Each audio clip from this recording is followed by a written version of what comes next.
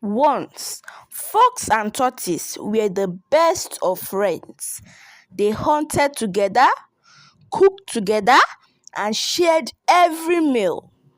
One day, fox said, "Tortoise, bring yam. I will bring soup. Let's eat like kings."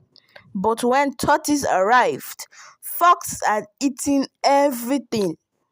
"Ah, my slow friend," fox laughed. "The early bird gets the soup." Tortoise said nothing. He just smiled. A week later, Tortoise invited Fox for dinner. When Fox came, he was shocked. All the food was put inside a deep clay jar. Tortoise dipped his long neck and ate quietly, while Fox tried and tried, but his paws couldn't reach.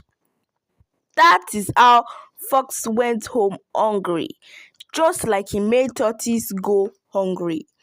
From that day on, the two stopped being friends. The end. The moral of this story is that don't do to others what you can't endure yourself.